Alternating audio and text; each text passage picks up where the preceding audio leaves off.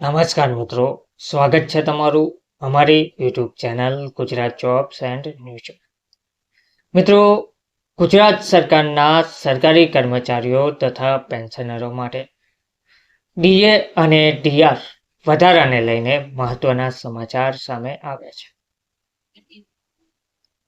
કેન્દ્ર સરકાર દ્વારા દિવાળી પહેલા જ ડીએ અને ડીઆરમાં 3% વધારો જાહેર કરી દીધો છે અને કર્મચારીઓને બાકીનું એરિયર્સ પણ ચૂકવવામાં આવ્યું છે. 1 જુલાઈ 2024થી કેન્દ્રીય કર્મચારીઓને ડીએમાં વધારો કરીને 50%થી 53% કરવામાં આવ્યું છે, પરંતુ ગુજરાત સરકારના કર્મચારીઓને હજુ પણ 50% ડીએ મળી રહ્યું છે. ગુજરાત સરકારના લાખો કર્મચારીઓ ડીએ અને ડીઆર વધારવાની રાહ જોઈ રહ્યા છે.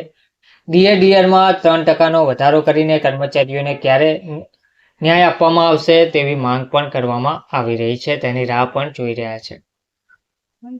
કર્મચારીઓનું કહેવું છે કે કેન્દ્ર સરકાર જ્યારે પણ જાહેર કરે છે ડીએ, ત્યારે રાજ્ય સરકારો પણ ડીએ અને ડીઆરમાં વધારો જાહેર કરવાનો હોય છે, પરંતુ દિવાળી પહેલાં જ કેન્દ્ર સરકારે મોંઘવારી ભથ્થામાં વધારો જાહેર કરી દીધો છે, 3%નો વધારો જાહેર કરી દીધો છે, પરંતુ હજુ સુધી ગુજરાત સરકારના કર્મચારીઓએ મોંઘવારી ભથ્થામાં વધારો જાહેર કર્યો નથી.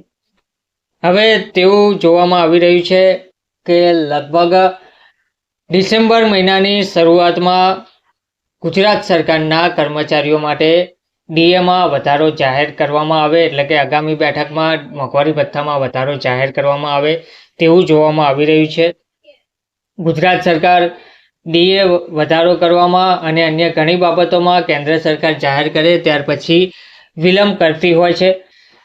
અન્ય કેટલીય સરકારો છે, રાજ્ય સરકારો છે, જેમને દિવાળી પહેલાં જ તેમના કર્મચારીઓને દિવાળીની ભેટ તરીકે મોંઘવારી ભથ્થામાં વધારો કરીને ખુશ કરી દીધા છે, પરંતુ રાજ્ય સરકાર દર વખતની જેમ આ વખતે પણ મોડું કરી રહી છે.